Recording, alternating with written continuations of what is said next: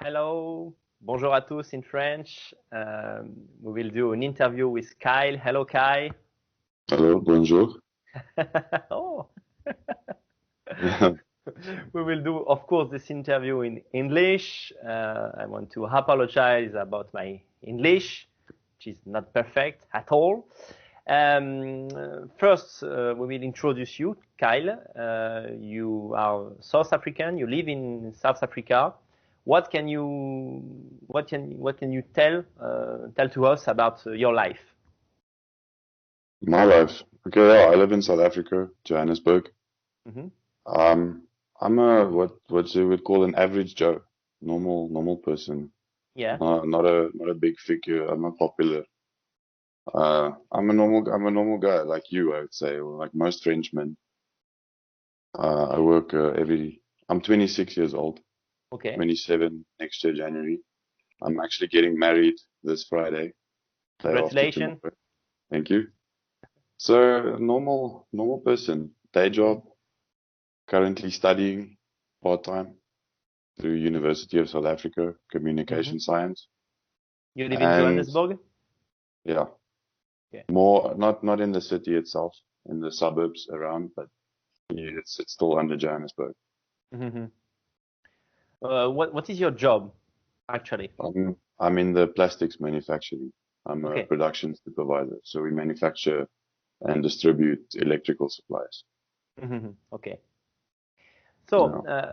we will talk about white people and white destiny in South Africa. But first, can you define the term Africans? Because a lot of people don't know the meaning of this word, Africans. What does it mean? African is a black man, a black Mhm. person. I That's mean, the way I see it. no, I mean the white people who speak the language of the South Africa. Oh, Afrikaans. Afrikaans. Yeah, you know. Yeah. That's- Yeah, okay. Sorry. The way you pronounced it, it sounded like Africans, yeah, I know. but I can understand why it's no, it's Afrikaans, Oh, yeah, which is, the language we speak. It comes from Dutch. As yeah. far as I'm might be mistaken, but I think Afrikaans is also the youngest language Okay, at this moment. It was only officially, it's only been an official independent language for the last 100 years. So it's or the youngest language at the moment. so I have to say Afrikaans. Afrikaans. Yes, that's perfect. Okay. So white people who live in South Africa in Johannesburg speak this language. Not everyone, Yeah. mostly Afrikaans or English. English is also a very big, I think I Okay. would say it's a 50-50 split So between English and Afrikaans language is similar to Dutch, like a yeah, dialect. C'est dialect in French. You can say that.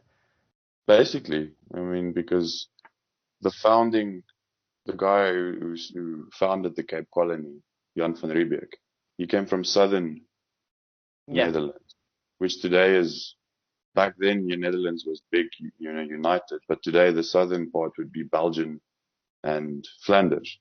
Oh, yeah. So, and Afrikaans is very much similar to Flanders, and obviously Okay. Flanders being a different dialect of Dutch. So I, Afrikaans, the roots is very rooted in Dutch, mhm. with also strong German and French influence as well. And we've got some local influence from the African languages as well. So it's a purely South African language, it was a mixture of a bunch of languages, and it developed onto its own one. Understand. If you go to Netherlands, to the country, you can understand people here. You can understand the Dutch language. Fairly well, Hmm. They understand us better than we understand them. Yeah. But if you listen closely, and especially if they speak a little bit slower, maybe we can Okay. understand what they're saying because there's lots of similar words. Hmm. Uh, how is the life in South Africa? I want to tell you what we think, what we know about South Africa in France, in Europe. Uh, More or less nothing. We don't have information about the country. We just know that it seems to be a nightmare actually for white men to live in South Africa because of the insecurity. Can you tell us more about this? It's actually surprising that you don't hear anything. I mean, I don't do much effort to look into what the overseas news is reporting about us, Yeah. but it's a difficult situation. I wouldn't say it's a nightmare yet. Hmm. There's definitely some very bad things, but I mean, I would consider a nightmare to be a war zone. You understand, like what's happening in Armenia lately, or Yeah. Syria the last few years. But it's definitely, I think, each year getting closer and closer to that situation. Hmm. So crime obviously is a big issue. It affects everybody Yeah. bad. And government corruption, it's the age-old, thousand-year-old story of the governments being always turning out corrupt in some other way. But South Africa seems to be a bit of an exception when it comes to extreme corruption. Yeah. So And no, it's tell me. a, sorry, man. Yeah, it's a difficult situation. There's good days, it's not all bad all the time, but there's definitely some really worrying things happening in this country I think that's going to affect the next 5 years Mhm. dramatically. The racial tension and crime has just escalated dramatically over the last 5 years Yeah. compared to what it was before. And for you, do you need to take certain precaution when you leave your home? Yeah, definitely. I mean, from what I've seen from other photos and one of my closest friends that live in Australia, Mhm. people overseas generally you don't live in a gated community or have extra security around your house or that kind of stuff. South Africa, it's uncommon to see a house that doesn't have an electric fence Oh. or a palisaded fence, with spikes around the fence so people can't climb over. It's uncommon seeing a house that's not extremely protected because if it's not, they will break into your house. Mhm. And our country has a very funny way of reporting incidences like murder or rape or very, very extreme crime as robberies. It was just Oh. a robbery, but the woman got raped and the man got killed and his throat got slit or something. You know what I mean? Oh my So God. it's bad. Yeah, that kind of stuff is bad. I've personally been through an armed robbery with my family when I was still in high school.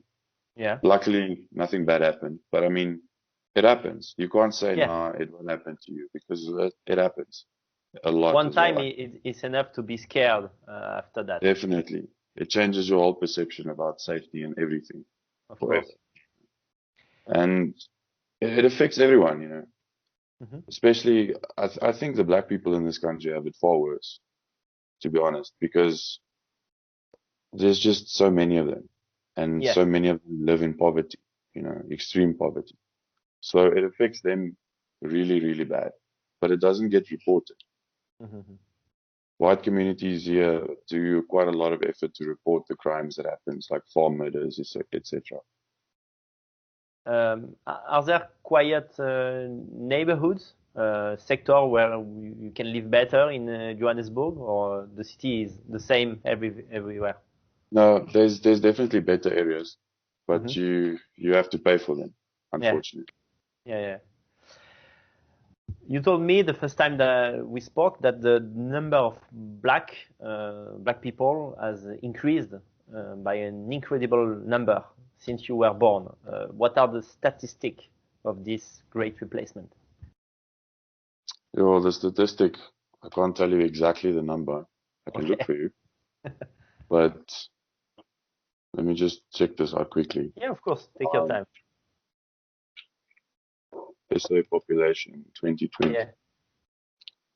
At the current moment, we're standing at 59.62 million people. Hmm. Let's just see by race. I told you that it's difficult for us to have this information because ethnic statistic are forbidden in France. Serious?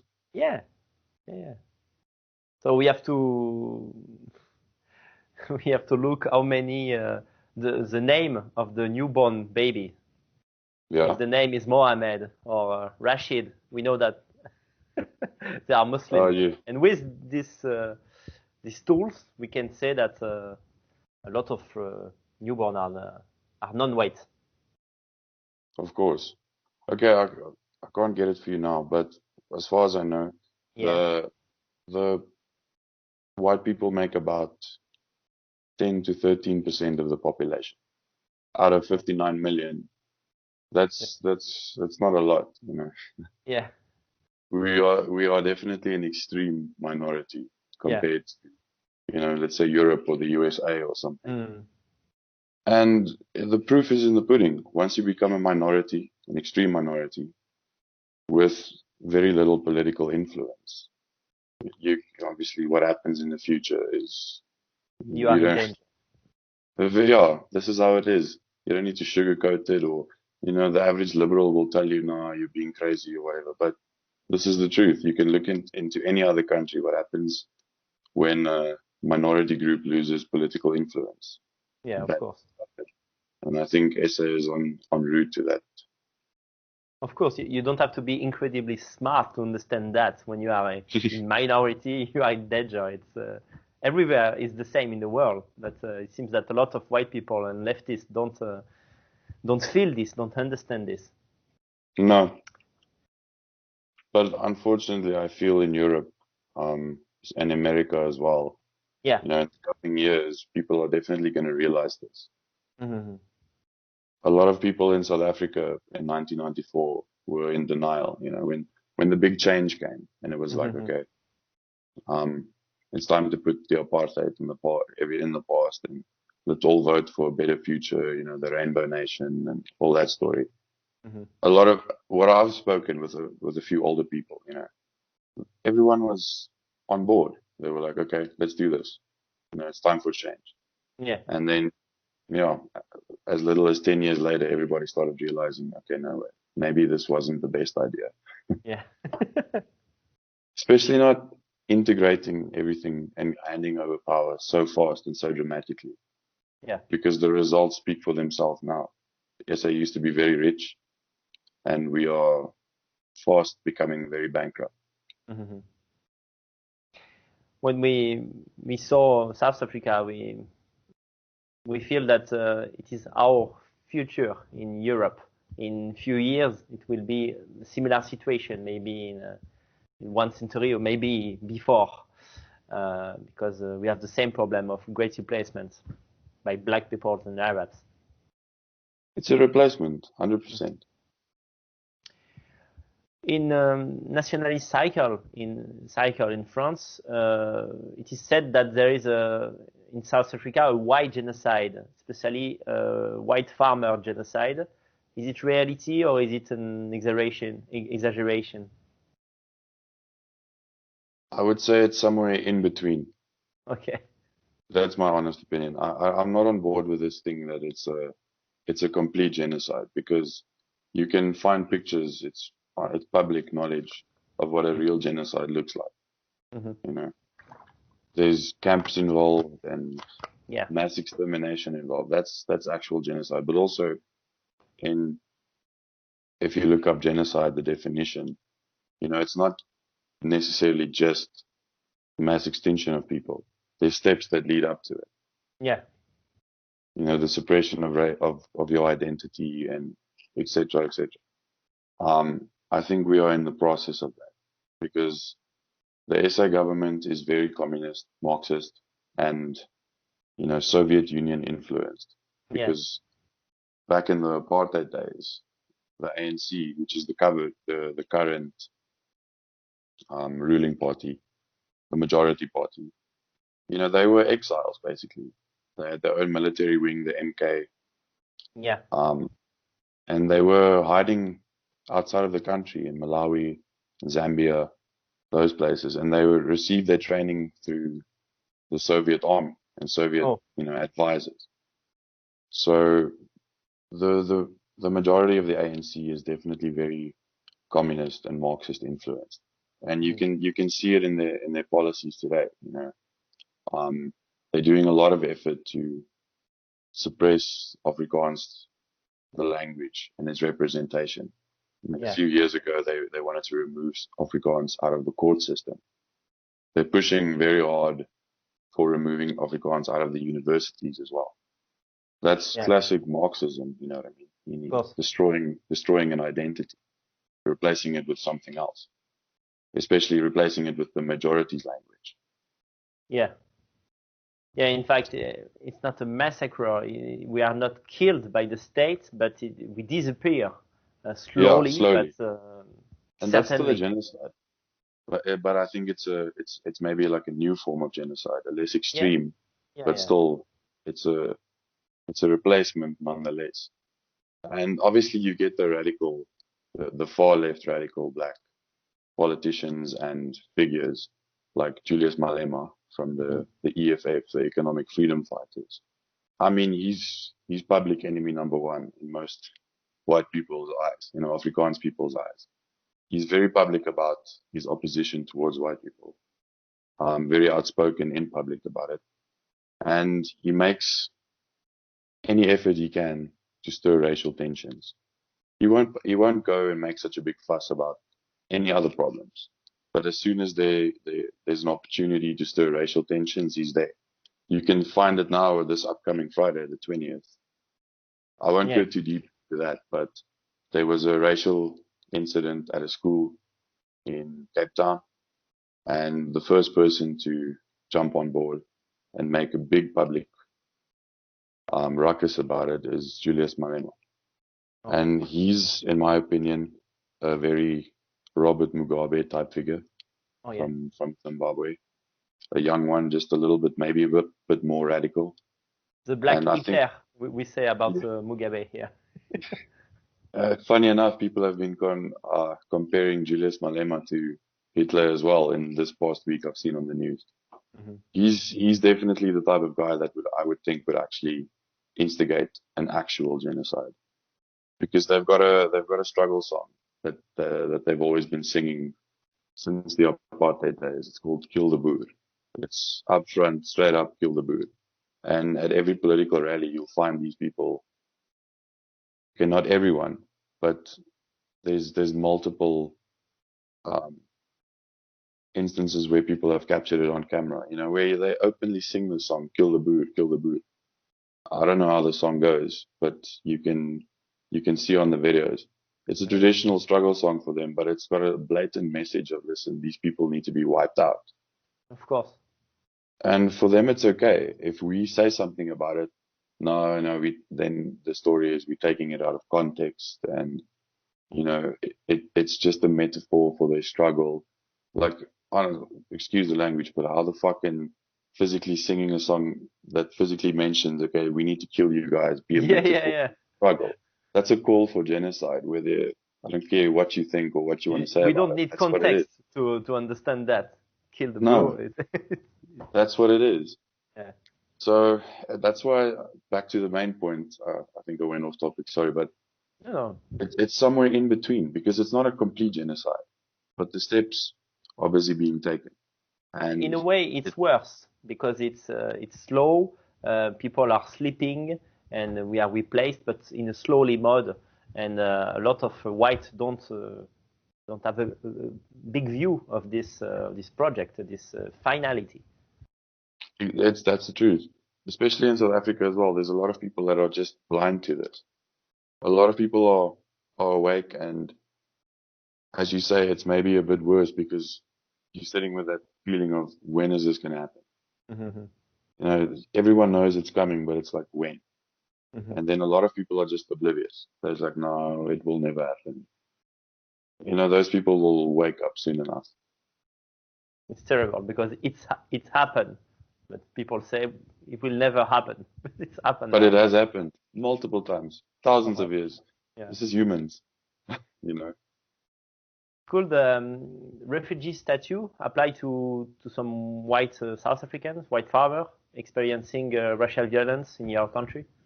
No. We can't claim refugee status and just, you know, head to Europe and get state finance and, you know, live off the state. We can't do that, because even our president, first he was denouncing that farm murders are actually happening. Mm-hmm. The time when Donald Trump said something on Twitter about South Africa and the farm murders. Our president Cyril Ramaphosa, he immediately went to say, I think he said it at the UN, if I'm not mistaken, at like a UN meeting there in Brussels or somewhere. He said on camera, no, there's no such thing as farm murders. Farmers aren't being killed in big numbers in South Africa. My God. Now, that was maybe 3 years ago. Now he's got a different story. He's like, no, we need to now actually start addressing this issue of the farm murders and keeping our farmers safe. And just because white people in general, Afrikaans people have been getting more frustrated and angry with this. And actually, we've started having not protests, but gatherings and making a stand and making, raising our voices. So actually, because that's how you get heard. You don't get heard by just, tweeting about it, or you have to actually get together and make noise. Maybe burn something down or flip a police car or something. And then Yeah, an people will action. actually start to take notice, which is exactly what happened. So Yeah, yeah. now, the story, now we need to protect the farmers. So we can't claim refugee status because we haven't, we're being murdered, especially the farmers, and the evidence is there, but it's not a mass killing or Yeah. actual war. So we can't claim. If we want to immigrate or get out the country, you need to do it by standard, immigration procedures. Yeah, Actually physically sell your stuff, get a visa, apply by the country, do that like a normal immigration. We can't just pack up and leave and say, we're now a refugee. Not yet, at least. it's terrible because in fact it's pretty the same here because it's hard to define the violence in an administrative way, the problem that we have, because it's not government that kill us, it's people who live with us, who are black, who are Arabs in France, and Yeah. we don't have a statue, but the fact is here, we are raped, we are killed, we are harassment in every way possible. So very. You told me about we talked about the fact that Russia or maybe Hungary take some people of South Africa. Can you explain a little about this? Russia, I'm not 100% sure if they did Yeah. take them. Mm-hmm. And I remember the story of people um, applying for asylum and Putin having discussions with farmers for them to come there and farm. But Yeah. I know of farmers that have went to Hungary that have been granted, given land by the government, and Incredible. to start farming and you're contributing obviously to the government's economy. I know of quite a lot of farmers that went to America as well, the United States, Yeah. that are farming in Texas and some of the southern states. And I mean, there's a lot of South Africans in Australia as well. Yeah. I'm not sure about the farming situation. I'm sure you would, but most South Africans going there, they just fall into the normal civilian sector and start working everyday life jobs like in the cities and that stuff. But I know definitely Hungary and the USA have taken a few South African farmers to go For and us, physically farm there.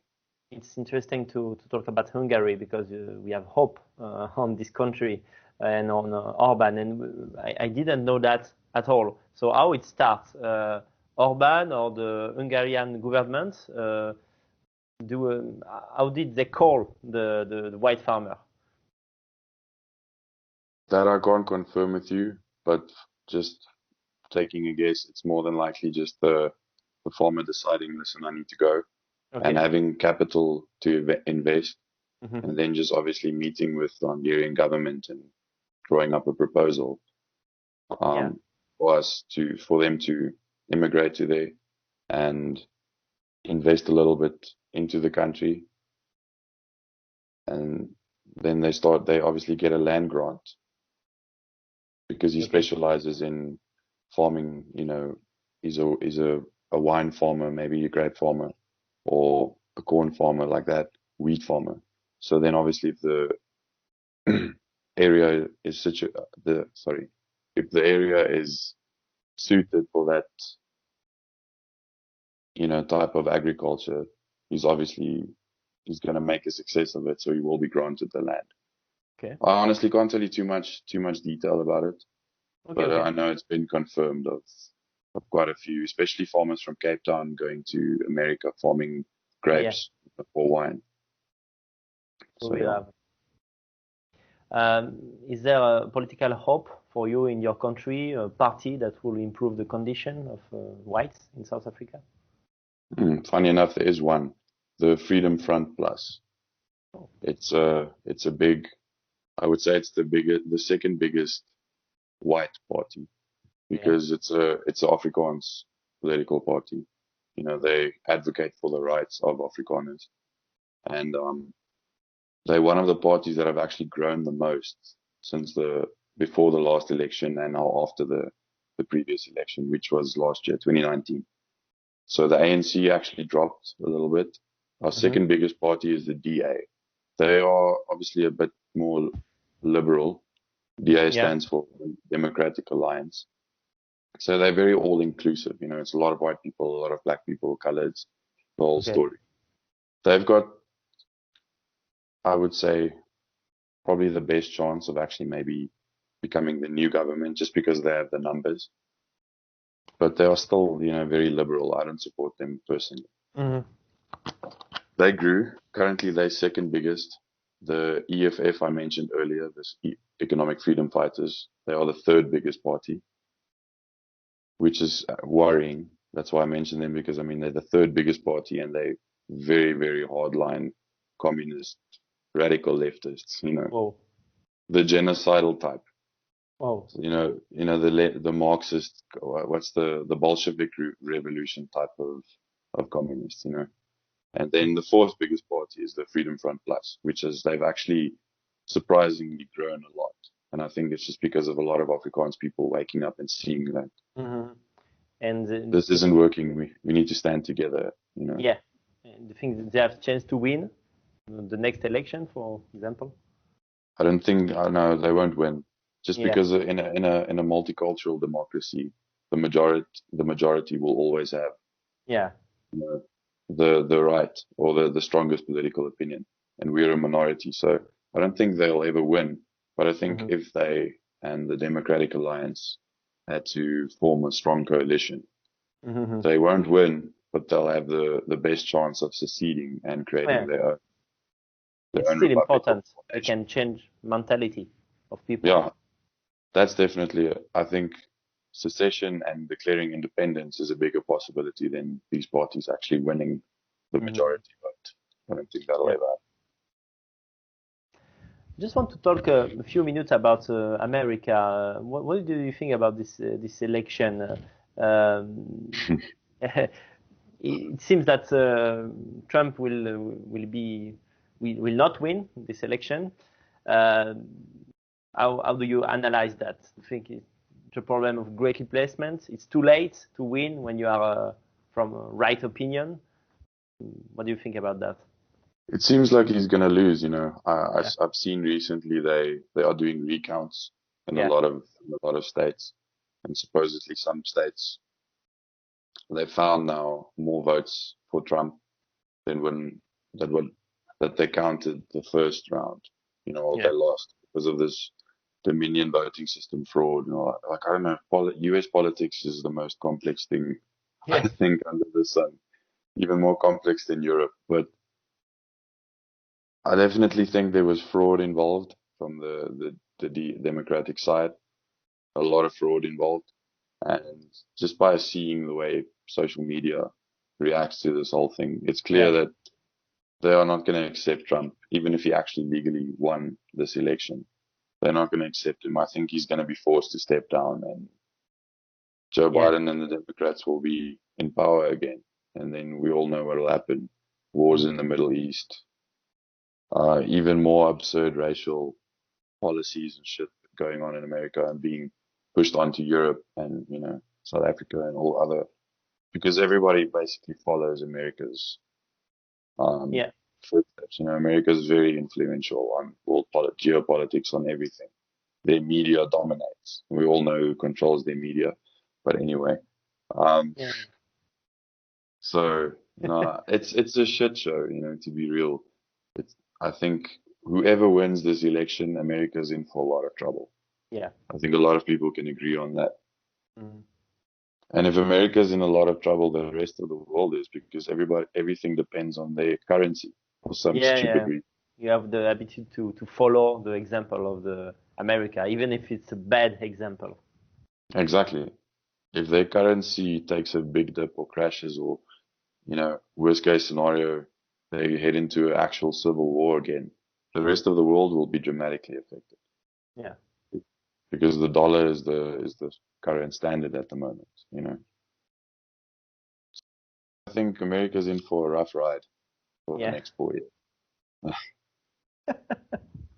I'm sad that Trump loses. I supported the guy. Yeah. He says some stupid things, and the media paints him into a bad light. Yeah. He's not a He did perfect some person. mistake, but everybody can do mistake. Exactly, but I mean, he had the right idea. Hmm. I really don't see how. I guess it's the times we live in, but I don't see how the media could make this guy out like he's literally Hitler or the devil himself, when his slogan is to make America great again. This guy literally just wanted to fix his country. Yeah. And now he's the devil for it. I mean, think about it. He didn't even start one foreign war. Mm. What did all his predecessors do? And they were Obama was this hero in the world's eyes, but he, like, not Yeah. single-handedly. I mean, he destabilized like 3 countries, but he was this hero to everybody. Yeah, of What did course. Trump? Trying to make Trump the didn't best do any of that. for peace in the world and for America. But I mean, he stood and he shook hands with the North Korean president. That's yeah, never happened in history. yeah, yeah, yeah, So, yeah, no, I'm sad. Trump he was my kind of guy, yeah, but I yeah. don't think he's going to win this one. I think the world's heading in for a very strange time Mhm. in the next 4 to 5 years. Yeah, yeah. We have to wait 4 years to see if America will be again a Republican country. Yeah, So let's back to South Africa. In addition to insecurity, we talk about that and racial crime. There is a lot of unemployment in your country. This sure. is a new phenomenon. No. It's definitely worse. Like, the unemployment has grown extremely, but it's always been a big issue ever Yeah. since, I would say, when the previous president was in power, Jacob Zuma. Hmm. That guy was a real piece of work. He very much escalated the unemployment thing. He was caught with committing so much fraud and stealing so much money for his own personal gain. He basically played a very big role in bankrupting the country. Since his presidency, unemployment has dropped, now has risen Hmm. extremely. I think, I'm not going to say any statistics because I might be wrong, but we've lost, what I know for sure is we've lost like more than 1 million jobs since this whole Corona thing happened. And before the Corona thing, we were already one of the countries with the highest unemployment rate in the world. One of them. Whoa. So it's bad. There's really very there's very little jobs, and opportunities. Even for skilled, if you're a skilled individual with a degree or something, even with a trade and that kind of stuff, the industries all over are taking a really, really big knock. I mean, just to see a visual representation of the unemployment. When I drive to work every day, every morning, and I'm not even exaggerating, at least every second traffic light you stop, there's someone that's begging, or maybe Oh. one or two people that are begging everywhere you look. Like 5 years ago, it wasn't even this bad. Maybe 6, 7 years ago, they were always the person. You would always see a person that begs a homeless person or whatever. That's common in most countries. But Yeah. seeing it in such a large scale now it's actually shocking. Yeah. Yeah. Um, Of course. Uh, I'm not going to make promises, but it's something I actually want to do is do proper reporting on this, as in taking a camera and yeah. going and documenting and taking photographs of what Johannesburg actually looks like today. And actual photographs of all the poverty and the people begging. So maybe sharing it with you. We'll see it if time frees up, but so the world can see, what it looks like, because Yeah. it's really serious. There's so many people that don't have jobs. And what I don't understand is these people that are unemployed are the people that reproduce the most. Yeah. I don't know why this happens. I think it's just a worldwide phenomenon that poverty, breeds a bigger population. Mm-hmm. But this is a problem because you've got impoverished, unemployed people having 2 to 3 children, maybe more. And the state gives out grants to these people. It's not a lot, but a lot of people, for a lot of people, having more children and getting these grants is a way of not earning, but at least getting some form of income. And it's not sustainable. It can't go on forever like this. Yeah. Extreme poverty like this, it will eventually lead to a major revolution. That's what I believe. And I think, you can look for examples in history. That's what happens. Extreme poverty, extreme revolution. Somewhere along the line, it happens. It could be interesting for us in Europe and especially in France to see to have image of actual Johannesburg, because as I told you, we never speak at the news. On the news, we never heard about your country, about South Africa. Never, never, never. We have to find things on internet. I think then I should actually make the effort. And I'll see you soon, maybe next year when the year starts again. Yeah. The work year. Then I'll make a plan, because I'm in contact with you now. So Okay. I'll start sending some photos to you so you can see, like, it's bad. There are places where you can compare it to, if you've ever seen an image of Somalia, Mogadishu. Oh yeah. There's certain parts of Really, Johannesburg. man? Really? At this, It looks like that. level? My God. Where, the buildings are abandoned, the streets are filthy. I've never seen it like this. Even a few years ago, it really wasn't like this. Oh my God. The population has also increased so much because a lot of people from Zimbabwe come to South Africa. Oh yeah. There's a lot of Nigerians in South Africa as well, and quite a lot of people from Mozambique. Because it's even worse that side. So they come in South Africa. When you think that Because you are it's in still a bit hell, better. you have to think about Zimbabwe or some other country. Yeah, it's far worse in those places, but they have like almost zero white population. There's very little white people living there. They're fully independent on their own story. South Africa is still very racially mixed, with all the different races and cultures living here, having some form of political influence. There'll always be a majority, the strongest, but everyone here kind of has influence. The rest of Africa around us, they're independent on their own. There's no one to blame anymore. What they do now is what they do. So it's worse there. So they come here because South Africa is still one of the strongest countries in the Southern Hemisphere. But, the problem is the more people come here, the higher the population, plus the high unemployment rate and slow economic growth at the moment. It's just snowball effect. It just makes the poverty and unemployment more and more and more. So yeah, that's a bad cycle. It's bad. Yeah, I'll definitely make a plan to send you some visual proof of these statements of mine, because it's real. It's not an exaggeration. The poverty is getting a bit out of control in a lot of places.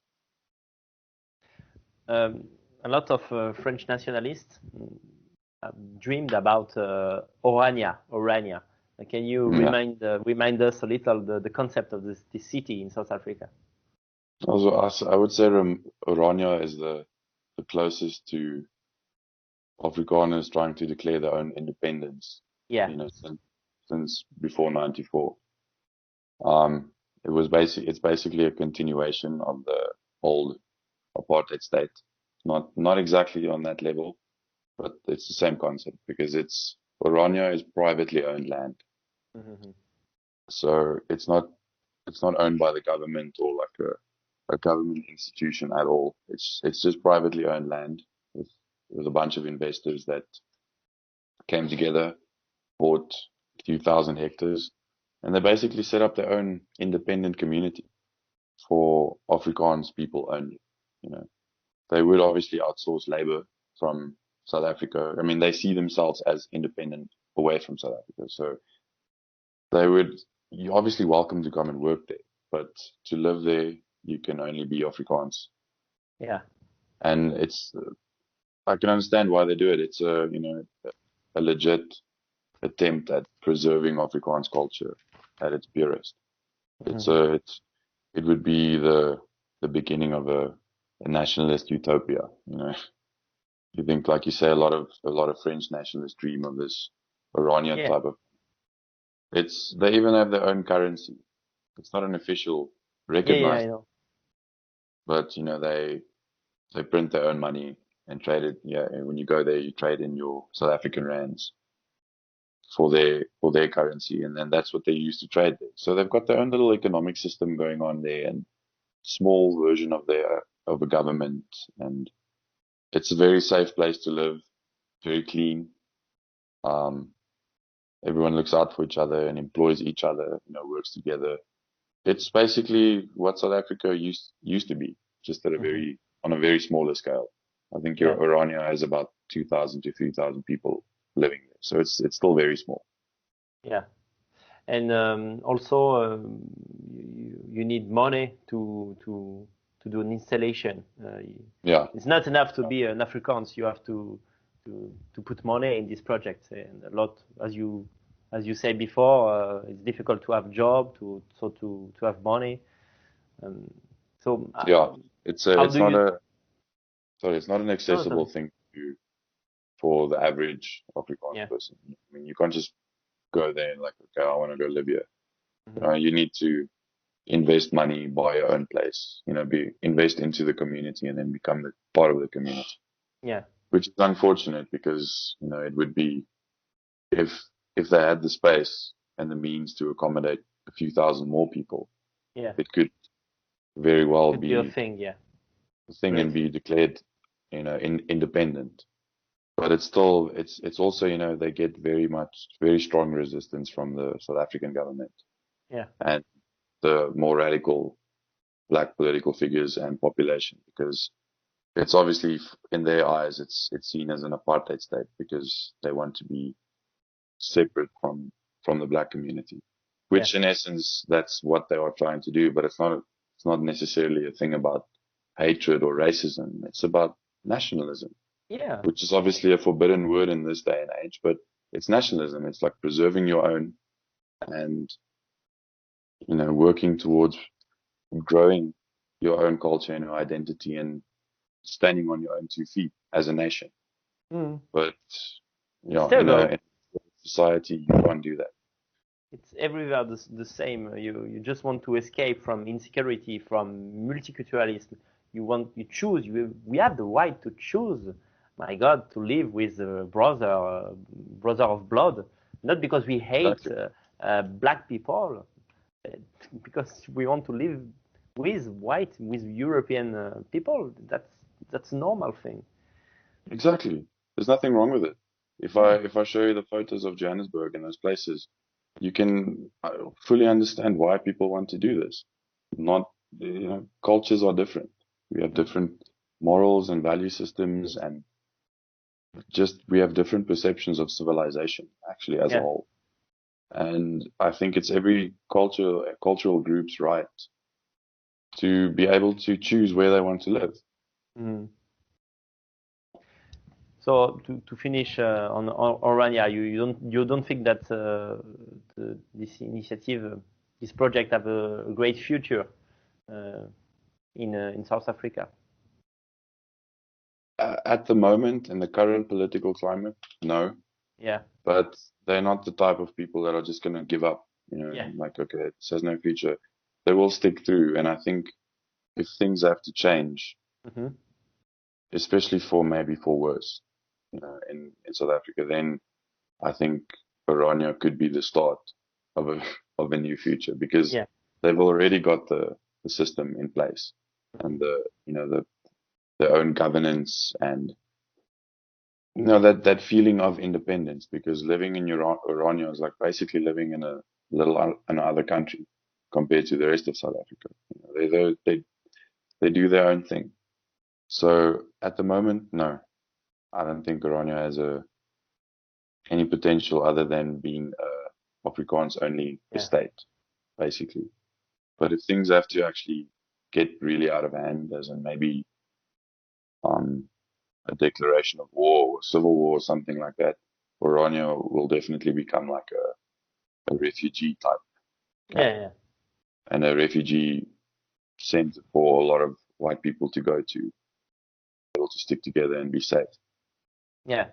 But for now, from my point of view, when I saw for the first time image of Oranje, I was in my head was in paradise because Yeah, that's the dream that we follow. And I saw this dream, and I was like, okay, now I know that it has to be our future.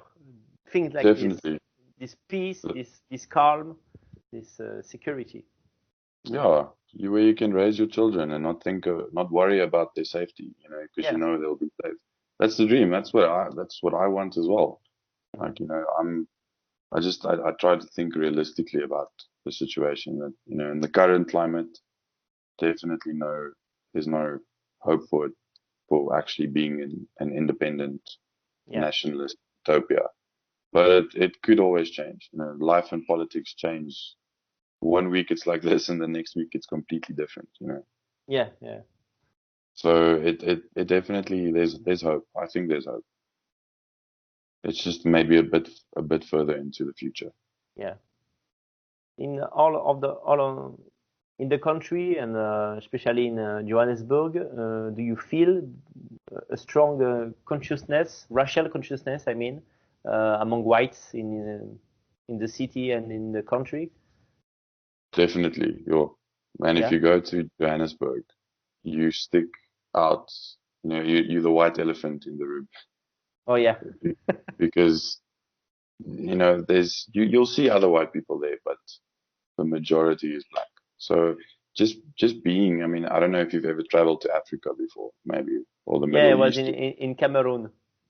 in Cameroon, Yeah. and even if you're there, you feel out of place, Yeah, you know, of course. because You you like stick a out. completely foreigner. And Yeah, when I saw because for example in Senegal there is a lot of white people from France, from Italy, but in Cameroon majority of the population is black. So when you see a white man or a white woman in the city, you are yeah, you begin to be crazy. Hey, we are friends. yeah, exactly. So that feeling, if you go to Johannesburg these days, you feel like a foreigner. Literally, you feel like you are in a different country because it's overwhelmingly majority black. Yeah. That's just the way it is now.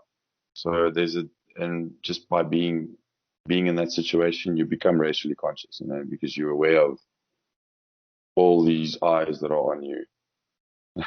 Because it's like I'm sure it's the same when Yeah. everyone looks at you. You like, who's this, foreigner that's in our country because Yeah. you're white. So racial consciousness is a big thing in South Africa. It's always been, in a good way and in a bad way. Mhm. There's a lot of racial tension, and everyone knows the clear differences between us. It's Mhm. not a secret, or even if the media tries to sugarcoat it and make it look like it's not an issue, um, you can just tell by the feeling and the atmosphere Mhm. where in most places you go that there's tension and there's a difference. Yeah. I'm not sure how to explain it Um, 100%, but I think I understand. Yeah. And is there a lot of racial mix? I mean, interracial couple, interethnic couple. it is present. Yeah. But I won't say it's the norm or the majority. Hmm.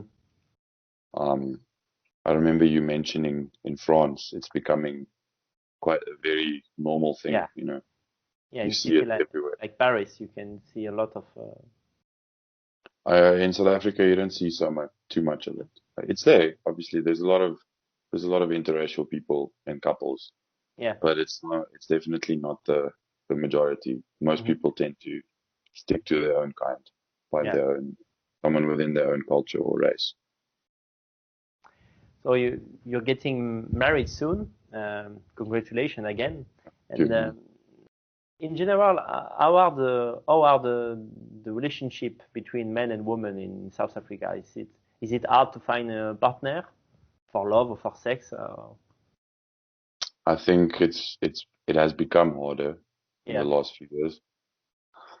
Not in the last few years, but in when the generational shift came between the millennials and the Generation Z. Yeah. Sorry, excuse me. It has become a little bit harder because there's definitely strong feminist influences Yeah.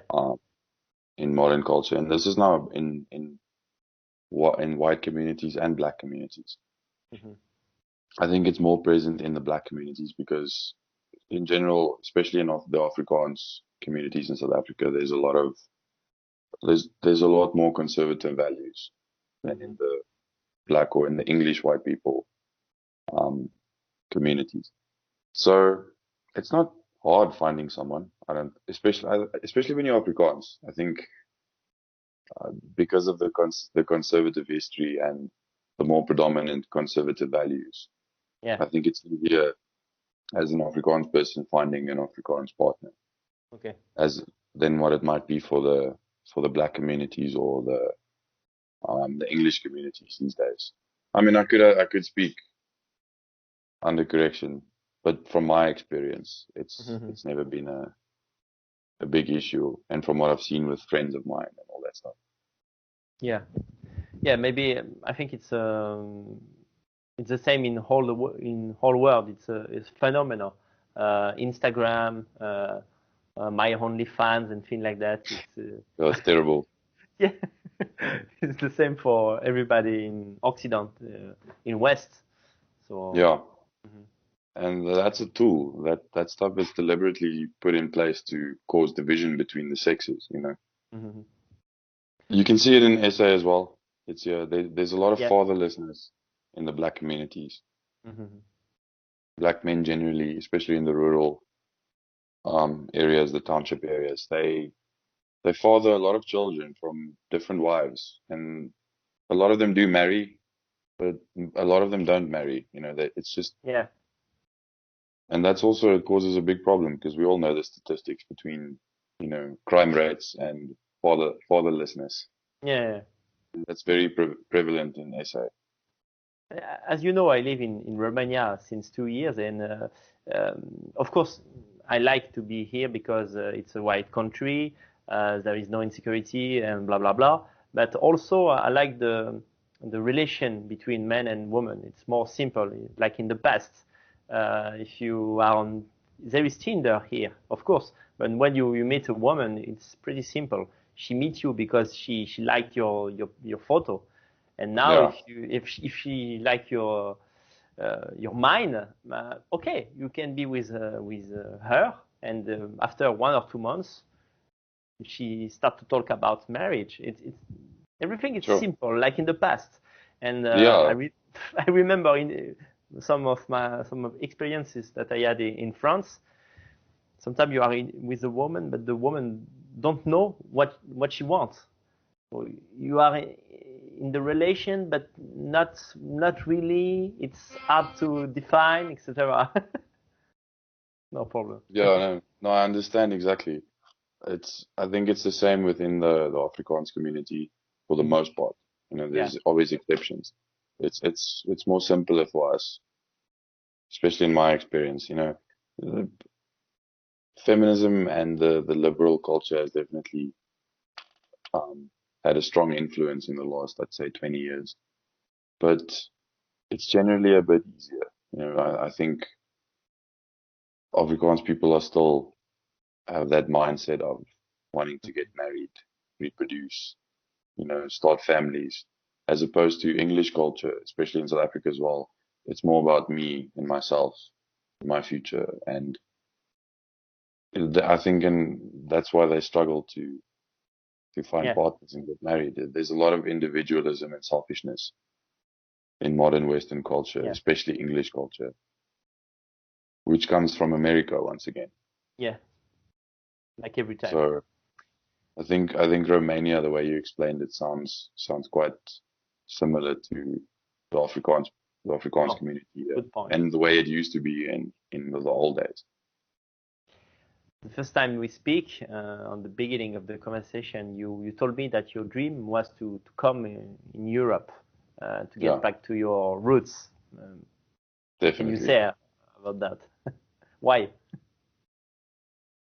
Just it's the culture. It's the culture.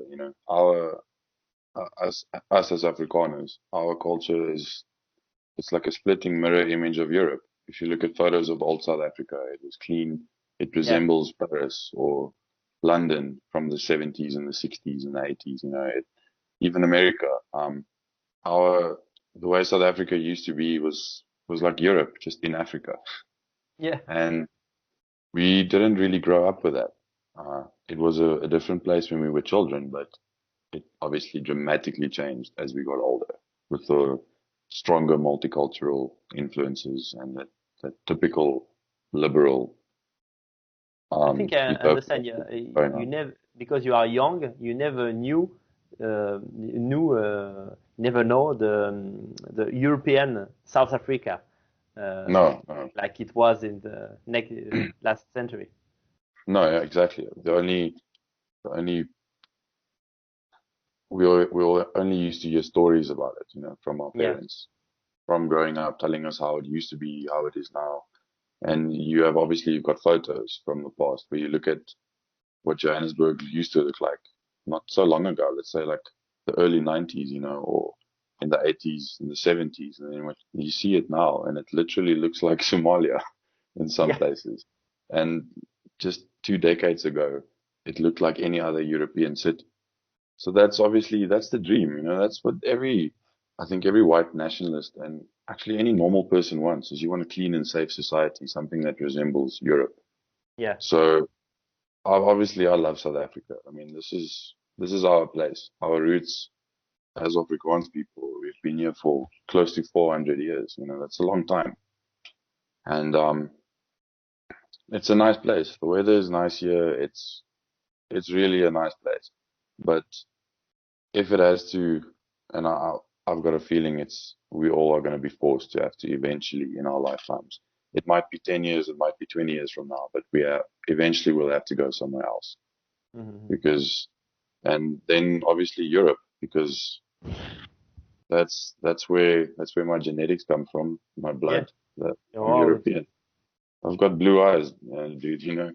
Nowhere in the world do you find blue eyes, the same, other than Europe or in Europeans or Central Asians, which yeah, have yeah. genetic ties to Europeans as well. Of course, So maybe you have ancestors who come from Sweden, who are yeah, Danish or Dutch. It's your like for home. me, my ancestry is Dutch and British, Hmm. and my fiance, soon to be wife, her ancestry is French, you know. Yeah. So Are you not afraid a little of being disappointed when you will come in Europe? yeah, I think so, Hmm. but also not because obviously, you've got there's like they say, there's no place like home. For me, home is South Africa, Yeah. but I think there's obviously a lot of differences between the way I know, for example, from what I've heard of people that have lived in Europe or worked in Europe or Australia. It seems like Europeans have very, I don't know how to say this, but Europeans are more relaxed about life. You're Yeah. living in Europe in a sense. Where South Africa, everything is driven by time. Like you need Hmm. to. There's a very strong. I don't want to compare work ethics, but South Africa is very labor driven, as in like you need to work and you need to do it and get it done, Yeah. and there's no time for relaxing. it's a weird mindset that's here in South Africa. And what I've heard about other South Africans telling me, Europe is a lot more laid back. Yeah, And yeah. if you're used to the fast-paced working environment in South Africa, it can be a bit difficult to get used to in the beginning. Yeah. But I Is don't it think that? it's necessarily a bad thing. Why do you need to rush and be in a rush every single time? I don't think there's anything wrong with the laid back, more chilled outlook on life that the Yeah. Europeans have, especially the Europeans in more smaller countries. Yeah, And yeah. that's Like something I personally want to experience one day and live and what we experience it call living in a you talk country. about what we call in Italy the dolce vita, a cool way of life, not like Yes, in exactly. America. Yeah, I understand. No, and I Well, don't think there's anything wrong with that. So yeah, yeah, because Italian in another way build a lot of things, great culture, great country. So it's not because yeah, you are cool that you don't do anything. exactly. I mean, there's no Africans or anything that built Italy or France. That Yeah, was built by Europeans, with a strong work ethic. And what you said about, am I scared of maybe feeling some sort of disappointment if I have to yeah, live in Europe? Also because I've got such strong nationalist tendencies and ideology, and my outlook on life is so nationalist. I think it would be actually very liberating and refreshing living in a society where you could actually participate in hmm nationalist events and actually be part of a strong nationalist community. Even though the nationalists are under more pressure, even in Europe and the USA, there's still a big population of nationalists in Europe, yeah, yeah, and very definitely. vocal nationalists. Telegram is full of this. You can hmm see this everywhere. So I think for me personally, being able to be a part of that would be hmm something very liberating to me, because in South Africa it's not here. The nationalists are a very small population. We have Yeah. very little influence. Mhm. So yeah, I understand. In a way, when you think about a change, an historical change, maybe we have more chance to see that in Europe than in South Africa. Yeah, definitely. I mean, I think Europe's in for a big nationalist revolution within the next 10 years. It's coming. I Yeah, think all of we you want guys that. can feel it as well. You want it and you can feel it. You can see it's coming. Yeah, yeah. In South Africa, I don't think so. Before we end this interview, do you want to add something to say something else to our public? To Europe as a whole, to France. Yeah. I mean, I think, sorry, I did not understand you. The last thing you said.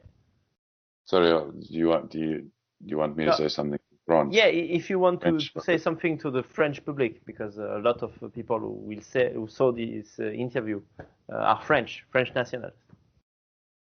I would say, I mean, France needs to stand strong. hmm You guys on, it's not as bad as South Africa, but you guys have a different problem than what we do. Yeah. The people causing the trouble in France at this moment, they're not really Africans or anything. You guys have a serious Islamic problem, hmm violent Islamic problem, where our violence is a bit different. But I would say to French nationalists to look a little bit more into South Africa at the moment, and not look into it in the sense of where you can help. You don't need to help, but just see what's in store if you people don't make any drastic changes within If the we don't next react, five. yeah, If you don't react within the next 5 or 10 years, South Africa, I think, is a very good example for the rest of the world. What happens when full-on communism, you know, gets a hold of government? I mean, the hmm ANC is not openly communist, but you don't need to be stupid. You just need to understand the fundamentals of Marxism and communism to see what these people, that is their ultimate agenda. And if the French people don't react sooner rather than later, France won't ever be the same again. France won't be France. I think you still have a chance of making France what it used to be. yeah. And I think Okay. if the French or any European nationalist group reacts and actually gains ground, you know, makes a big impact, you will definitely see the other nationalist groups around the world follow suit. You need that leader. You need that one group to actually take the stand and make the Yeah. move, and then you'll see the rest follow. Okay. And I think France is the country to do that. We have a lot of work to do. Yeah. Well, if you want to visit France or Romanian, or if you want to do an installation with your wife, I'd be glad to t'accueillir. We say that in French. If you want to come here, I will be here for you. In the east of Europe, we have, as I told you when we spoke the last time, we have a community of white nationalists in France, also in Hungary, in Romania. So if you or friends of you want to come in Europe just for tourism or to do a visit for the first time, we can meet, and I will be glad to meet you.